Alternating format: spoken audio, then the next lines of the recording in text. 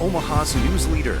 This is KETV News Watch 7's Chronicle. As one nation, we grieve for the true American patriots who have made the ultimate sacrifice for our nation. 7 U.S. soldiers killed while fighting in the Middle East. 1 from Bellevue, 2 others from Iowa. Just wish he could have known one more time that we all loved him because he was so amazing and kind. That's the kind of guy that you'll remember and you will never just easily forget because of the impact he makes. Now, as strikes continue in Iran, the impact of the war being felt here at home. Good morning, and thank you for joining us for KETV News Watch 7's Chronicle. I'm Bill Shammer. The U.S. is at war with Iran.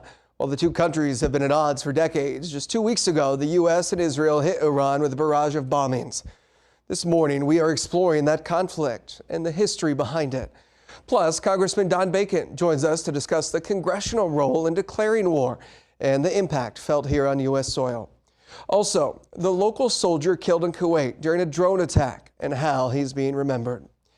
In a bit, we'll get to those decades of conflict between the U.S. and Iran, but how did this specific war get started? Well, initially, the U.S. and Israel said their main objectives were to defend themselves from threats from Iran, that threat being nuclear weapons. But after that announcement, the Pentagon said it did not have any intelligence Iran had plans to attack U.S. forces or bases until Israel attacked first. U.S. Secretary of Defense Pete Hegseth said the U.S. aimed to destroy the missile threat. Since then, the Iranian leader was killed in a strike and his son has taken over leadership. This all comes after protests that killed tens of thousands in Iran over an economic crisis. At the time of those protests, President Donald Trump promised to come to their aid. So far, 7 American soldiers have died. They are Captain Cody Cork from Winter Haven, Florida, Chief Warrant Officer 3 Robert Marzon of Spotsylvania, Virginia, Master Sergeant Nicole Amore of White Bear Lake, Minnesota, Major Jeffrey O'Brien from Waukee, Iowa, Sergeant Declan Cody from Des Moines, Iowa, and Sergeant First Class Noah Tietjens from Bellevue, Nebraska. All of them were part of the 103rd Sustainment Command in the Army of Reserves in Des Moines. U.S. officials say they were in a small building in Kuwait that had a brick wall reinforcement all the way around, but was not protected from above. A drone hit that facility, killing them and injuring many more. Sergeant First Class Tietjens made a large impact on the Bellevue community. Chronicle's Madison Perales brings you the stories from people close to him as they reflect on his passing. We are in the process of moving to a different location and not sure how long it will take. An emotional moment as Martial Arts International's Grandmaster Julius Malagrito reads the last text Sergeant First Class Noah Tietjens sent before he was killed in action. Even though he was overseas, he trains and he tries to keep up. He says Tietjens not only gave his all to his family in the martial arts school, We were training. Next thing I know, he was calling 911 to save a person's life outside. but wanted to serve everyone. That's the kind of guy that you'll remember and you will never just easily forget because of the impact he makes. Tietjens' old colleagues at Certified Transmission say his character was made for the military. Noah was, a rock.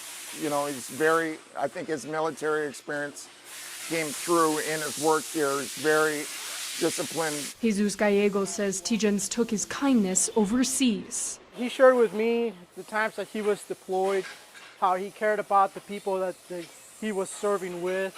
He got to help out the population there. His death sent a shockwave throughout the community who knew him. He was a very good mentor and he will be missed.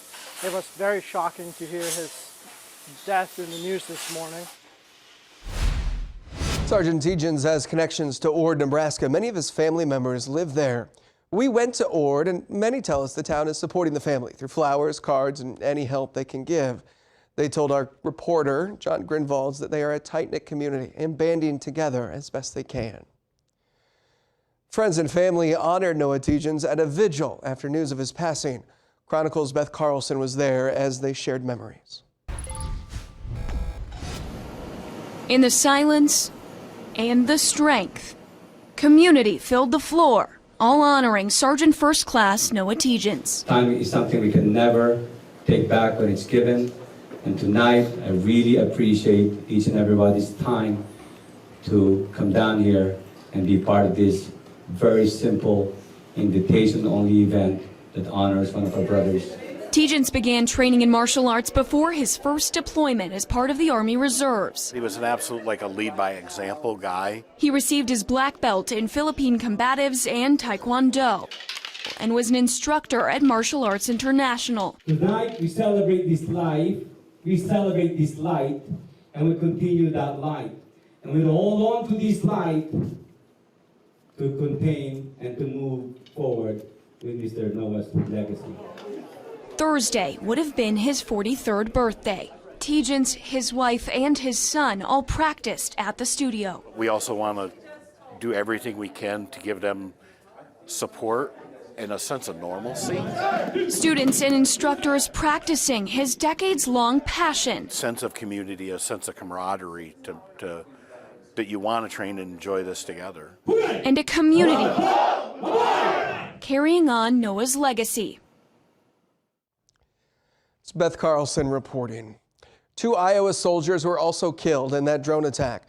Major Jeffrey O'Brien from Waukee and Sergeant Declan Cody of Des Moines. The 20-year-old Cody was a student at Drake University, taking online classes in cybersecurity. Cody's family says they started to worry about his safety when he hadn't responded to any messages on March 1st.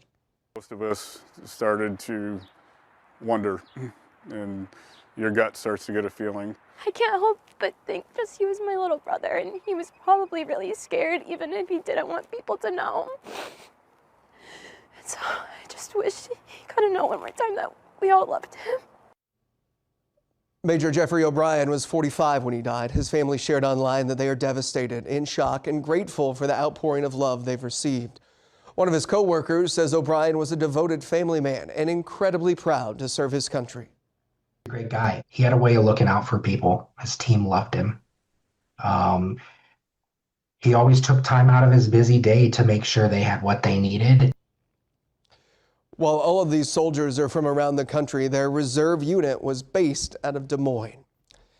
6 of the 7 soldiers killed in Kuwait were brought home just over a week ago. The 7th arrived on U.S. soil a few days later. Chronicle's Izzy Fonfera-Druel reports on the efforts from Nebraska and Iowa lawmakers to honor the fallen heroes.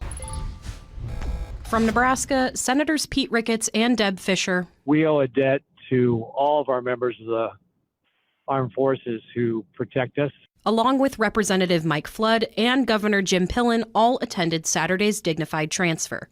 Representative Don Bacon did not attend. This is about the families, and if they want us nearby, we're there. If they don't want us nearby, you keep your distance and you respect the family. However, Bacon stresses the importance of this ceremony and honoring those who died. They gave their lives for our country. The country called on them, and they answered the call, and they made the ultimate sacrifice. We need to do what we can to show them that we understand the sacrifices they're making and that we as a nation are grateful for those sacrifices. Iowa Senator Joni Ernst was present along with Senator Chuck Grassley and Representatives Randy Feenstra, Ashley Hinson, and Zach Nunn. In a statement, Ernst says in part, quote, "We will ensure the legacy of their noble mission and selfless sacrifice lives on." Bacon echoes that sentiment, asking people to remember. I think that's a big fear, that the people will forget about the loss and the sacrifice.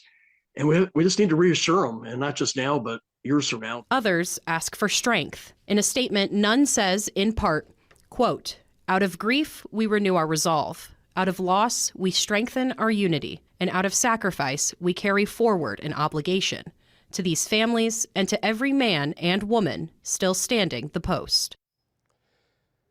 Next on KETV News Watch 7's Chronicle, the conflict between the United States and Iran goes back decades. An expert on the tensions between the two countries joins us to discuss why this is all coming to a head now. And later, a Nebraska congressman joins us to talk about the impact on Americans.